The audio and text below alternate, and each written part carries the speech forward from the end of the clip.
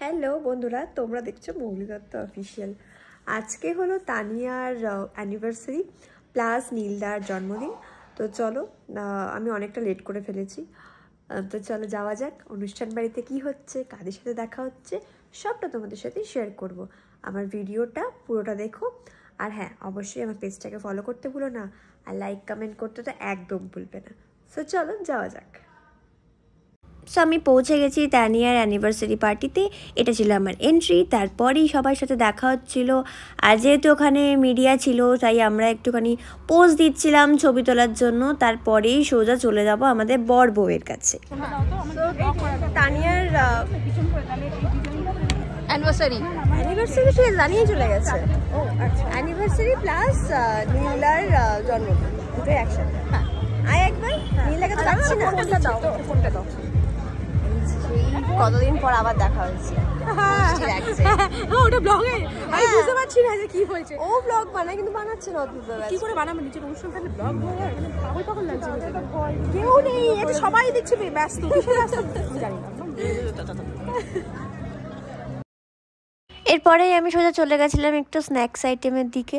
তো এখানে যে টেবিলটায় বসেছিলাম সেখানে অনেক পুরনো বন্ধুদের সাথে দেখা হচ্ছিলো। এই যে প্রথমে রনির সাথে দেখা হলো অনেক দিন পর। রনি ভাই আমাদের সাথে শ্যুট করেছিল, তারপরে বিয়ে বাড়িতে দেখা হয়েছিল, মানে তানিয়ার বিয়েতেই লাস্ট দেখা হয়েছিল। তারপরে আবার এখানে আমরা একসাথেই বিয়েতে খাচ্ছিলাম। যারা বিয়ের ব্লগ দেখেছো তারা নিশ্চয়ই জানো। তো ওই কথাগুলোই ও বলছে। আসলে ওখানে ব্যাকগ্রাউন্ড মিউজিক বাজছিল, আর আমি ঠিক স্পিকারের সামনেটাই বসেছিলাম, যার জন্য আমি অডিওগুলো রাখতে পারলাম না। তারপরে বৃন্দার সাথে বৃন্দার সাথে আবার অ্যাওয়ার্ড প্রোগ্রামে দেখা হয়েছিল। আর এই মিষ্টি মেয়েটাকে তো সবাই চেনেও, ঋতুরাই। তো তারপরে আরেকজন ছিল, সেটা হলো সম্পূর্ণা। অনেক দিন পর ওর সাথেও আমার দেখা হলো এখানে এসে। আমি মোটা হয়েছি। ও মাই গড, থ্যাংক ইউ। আর এই যেখানে বৃন্দাদি, সে হাই বৃন্দাদি। হ্যালো। এইটুকু কি খাচ্ছ? ডায়েট কন্ট্রোল করছো। ও আমাকে বললো আমি নাকি মোটা হয়েছি, ও কিন্তু আরো রোগা হয়ে গেছে, মানে অপোজিট হয়েছে। আমি মোটা, ভালো। আমি মোটা হতেই চাইছি, কিন্তু আমি পেয়েও মোটা হচ্ছি না। তুমি রোগা হতে চাও, এটাই হচ্ছে মেন মোটিভ, তার জন্য তুমি মোটা হচ্ছ না। আমাদের পপুলার কুটনি বৌদি চলে এসেছে। প্রথমে আমাকে চিনতে পারে।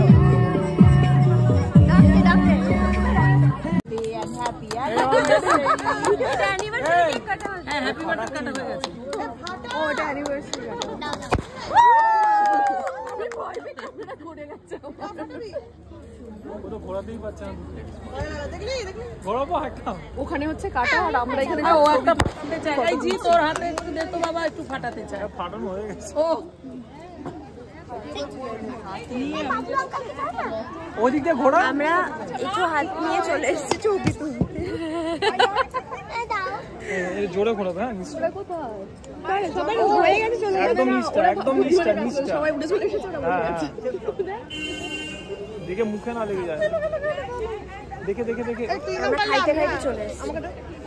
ও খেতে খেতে এসছে। ও নিচে, একদম নিচে একটা হুইল আছে। হয়ে গেল তো, চান চালাতে হবে। ওই কাটতে কাটতে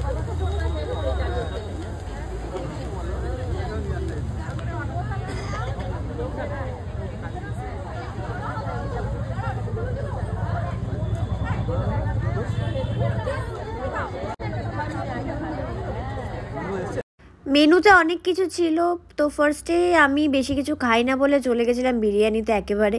তো মিষ্টিও ছিল, মিষ্টিটা আমি রেকর্ড করতে ভুলে গেছি, কারণ তখন ওই বাড়ি ফেরার ক্যাব বুক করার ওই সব তাড়া চলে এসেছিলো। কারণ এখান থেকে আমার আবার আরেকটা জায়গায় যাওয়ার ছিল সেদিনকে।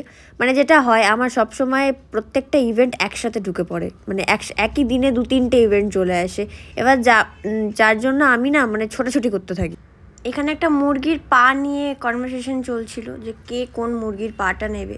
মুরগির 4টে পা, কেউ ডান পা নেবে, কেউ বাঁ পা নেবে, এই নিয়ে একটা গম্ভীর আলোচনা হচ্ছিল। মানে এদিকেও একটা ব্লগ চলছিল।